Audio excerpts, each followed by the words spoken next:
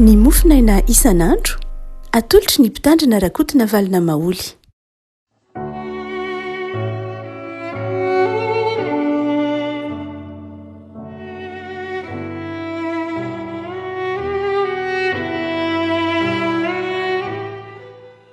Andifanina no iarabanantsika hatratr'ity talata fa 7 ny volana martsa ity. Ny mofinaina izay voalahatra ao antsika dia ny boky ny salamo. Salamo 7:30, salamo 7:30 andininy 4 ka hatramin'ny 9 fakitsika aminaran'i Jesoa. Jehova ampahafantaro ny farako aho sy izay ohatry ny androko, aoka ho fantatro fa olon-kandalo aho.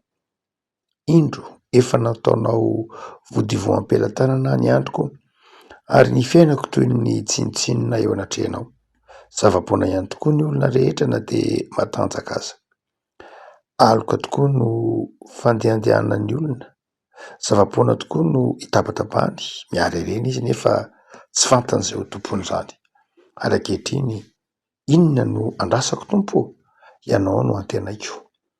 Manafahy amin'ny fahaditsoko rehetra, aza manao ahy ho fanakoran'ny adala. Ray Masino, manamasinana amin'ny fahamarinana ny teninao ny fahamarinana. Amen. Ity ampahana salamo eto am-pelantanantsika ity amin'ny 7:30 izany izay nataon'i Davida dia mampatsiaro lafin-javatra 2 na 3 lehibe. Ny voalohany dia mazava ny tenin'ny mpanao salamo eto fa olon-kandalo isika. Izany fahatsapana fa olon-kandalo izany dia tsy dia tena toetra voajanahary loatra na ataontsika hoe tsy toetra tonga ho azy ao anatin'ny olona.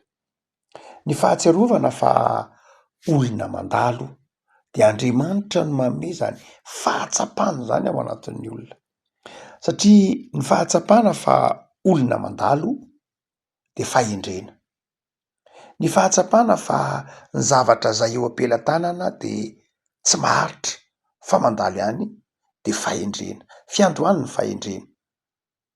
Ny asan'ilay ratsy dia mampanadino ny olona mihitsy fa mandalo izy. Mampanadino ny olona mihitsy fa izao fiainana izao dia mandalo ihany fa ilay ratsy dia toy ny manantitrantitra hevi-diso ao anatin'ny olona ka manazava aminy fa tsy miova fa mandrakizay ny zavatra rehetra maharitra. Tsisy fivanana indray ary tsy manaiky mihitsy ny fahafatesana fa tia hitovy amin'Andriamanitra. Ito dia Davida dia mampianatra antsika fa ny fahatsapana ary fa ity fiainana izay mety mahafinaritra na sarotra lalaovantsika ity dia fiainana mandalo ary misy farany. Ny teolojian'ny Joba, ny teolojian'ny Salamo sy ny fampianaran'ny Mosesy any amin'ny Salamo 10 dia samy milaza manao hoe ahitra ny zanak'olombelona. 70 taona ary raha tany mateza dia 80. Testamenta vaovao dia manazava an'izany raha teo koa i Paoly, manazava an'izany Jesoa hoe mandalo ange ny fiainany, manao ny sitrapon'Andriamanitra ny maharitra mandrakizay. Rehefa malala anankiray amin'izay tiany ny soratra masina ho tankatritsika ary averimbeniny ny soratra masina fa fandalovana eto amin'ity tany ity. Fandalovana eto amin'izao tontolo izao. Ary tsy hoe satria kory fandalovana dia tsisy heviny, tsy izay loatra. Tsy hoe sanatria fandalovana ka tsisy heviny na fandalovana ka hiainana amin'ny fiainana kitoto na hiainana amin'ny fiainana tsy mety, fa fandalovana anomanana ilay mandrakizay. Fandalovana anomanana ilay tena izy. Fandalovana anomanana ilay fiainana mandrakizay. Nietzsche indray maka nanazava ny hoe anankiray izay tsy mety amin'ny kristianina, hoy Nietzsche, dia izao izy manana sy ataontsika hoe satanan-kiroa izy. Satria sady citoyen lanitra izy ny citoyen tany. Zay raha azo adika arabaky teny izany hoe sady mieritreritra ny eto tany izy indraindray ary mieritreritra betsaka kokoa ny lanitra. Ataonao ahoana hoy Nietzsche no hanantena olona ka hoe manana satanan-kiroa izy, sady eto tany ny any an-danitra. rehefa tiany kokoa ny an-danitra ozy de zao zay ny mahatonga ny kristianina tsy azo atenaina eto am'ty tany ty. Diso ny fijeriny Nietzsche mazava ho azy satria eto ambonin'ny tany ny zanak'olombelona tsy miaina kitotoa akory ny zanak'Andriamanitra fa miaina amin'ny finoanan'Andriamanitra ny zanak'Andriamanitra. Ary eto ambonin'ny tany ny zanak'Andriamanitra mandalo eto ambonin'ny tany saingy mandalo mijoro vavolombelona, mandalo mitory ny filazantsara, mandalo mano ny asam-pahariana nataon'Andriamanitra. Noho zany na de fandalovana ary ny eto amin'izao tontolo zao amintsika pino de fandalovana anaovana asa tsara, fandalovana amelana zavatra tsara ho an'ny taranaka, fandalovana hanomanana lay mandrakizay. Fa ny zavatra faharoa zay aseho an Davida am'ty salamo ity dia maneho koa izy fa andraikitra ny fandalovana. Zany hoe le fandalovana ty am'ty zao tontolo zao ty dia fandalovana itakina andraikitra, tsy hoe fandalovana akory ka tsy anaovana na inona na ialana amin'ny andraikitra na ko anaovana zay mahafinaritra fotsiny any. Ny faraparan'ny taonjato faharoapolo dia nataon'ny olona ny hoe civilisationna ny fahafinaretana na civilisationna ny lalao, civilisationna ny fanaovana ny zavatra mahafinaritra. Ny antony dia be dibe tamin'ny faraparan'ny taonjato sivy ambin'ny folo sy ny fiandohan'ny taonjato faharoapolo eny mitoetra am'izao andro antsika zao raha moa ny toeram-pilalaovana. Betsaka kokoa ny toeram-pialamboly amin'ny toerana sasany, raha tambatra na toeram-pialamboly zany dia ny toerana ivelan'ny famokarana, dia betsaka lavitra ny fitombony isan'ny toeram-pialamboly noho ny fitombon'ny orinasa, noho ny fitombon'ny toeram-pamokarana, noho ny fitombon'ny toeram-panabeazana, fa betsaka kokoa ny toeram-pilalaovana na filalaovana amin'ny lafiny ataontsika hoe ohatra hoe ny fitoeram-pisotroana, mety ho filalaovana andavanandro koa aza. Ary dia natonga ny mpadinika ny fiarahamonina manao hoe tian'ny olona kokoa am'izao taonjato eny antsika zao ny milalao noho ny miala voly, ny manana koa ny miala voly sy ny milalao noho ny miasa. Ary tsy misy fitaovana eny am-pelantanan'ny olona amin'ny lafiny na informatika io na ordinateur io na telefona na finday io na solosaina io na ataontsika hoe tablety kely isan-karazany de zao tsy misy amin'izy ireny tsy ahitana lalao. Zany hoe tonga manamarika ny fiainan'ny olona mihitsy ny fialamboly. Tsy ratsy akory ny fialamboly mazava ho azy, fa rehefa be loatra ny fialamboly de adino ny mahatompona andraikitra, adino ny mahatompona andraikitra hoe ianao am'ty tany fandalovany ity de manana andraikitra. Tsy hoe manomana ny fiainana mandrakizay ihany, tsy hoe manohy ny asam-pahariana ihany, fa olona natao handray andraikitra eo anivon'ny mpiarabelona sy eo anivon'ny fiarahamonina. Inona moa no hoe mandray andraikitra?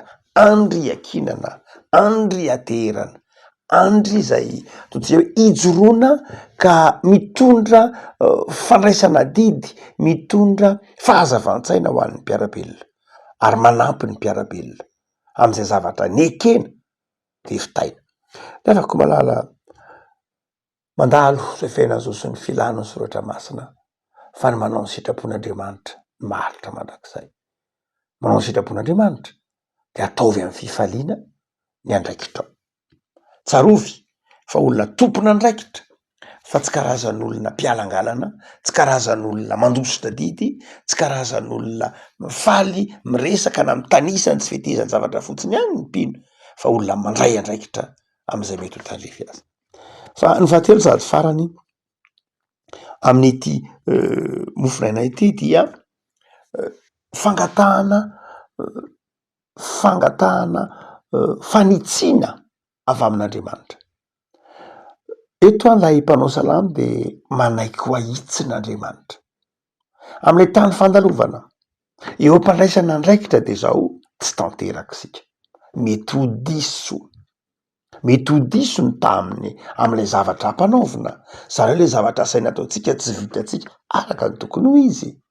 na koa mety ho diso eo anatrehan'ny namana sy ny mpiarabelona fa indrindra mety ho diso eo anatrehan'Andriamanitra.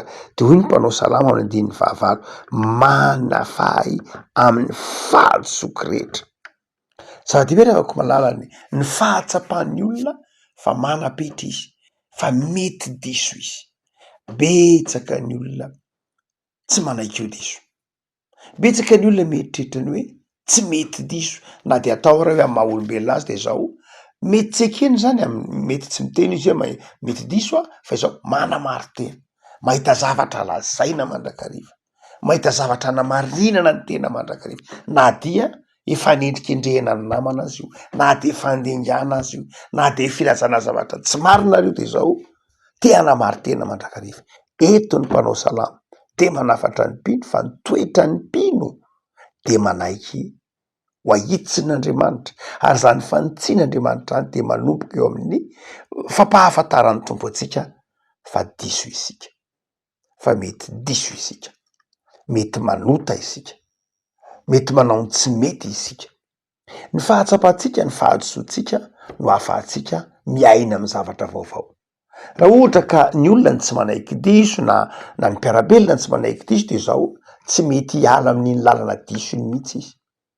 Fa ny fanekena ho diso ny mahatonga mampisy fiovana, ny fanekena ho diso ny mahatonga zavatra vaovao andanana amin'ny fiainana kristianina, ny fanekena ho diso ny mahatonga atsika mivoatra sy miatsaratsara. Ny zava-dehibe nge hoy ny ambolana soro anankiray, ny zava-dehibe tsy hoe tsy menjera ny olona, fa ny zava-dehibe de ny olona menjera ka miarina aingana. Zany hoe ekena fa mety diso fa izao miarina aingana. Ny baiboly tsy mitodika amin'ny olona tsy mety diso akory, fa ny baiboly ny filazantsara de mitodika amin'ny olona mety diso. Saingy zao kosa nefa mazava ho azy ny filazantsara de mitona ny olona ahatsiaro ny fahadisoana, ka tsy ny habetsaky ny fahadisoantsika akory ny zava-dehibe amin'Andriamanitra, tsy ny habetsaky ny fahadisoantsika akory na ny fitatisantsika ny fahadisoantsika, tsy zay akory ny zava-dehibe amin'Andriamanitra. Ny zava-dehibe amin'Andriamanitra de ny fahatsapantsika ho diso, ary ny lalana izorantsika ao aorian'ny fahatsapantsika ny fahadisoantsika. Zany hoe mety ho diso isika fa izao ny zava-dehibe ao aorian'ilay fahatsapantsika ny fahadisoantsika de mitodika makaiza ny lalana alehantsika, ary io no andrasan'Andriamanitra.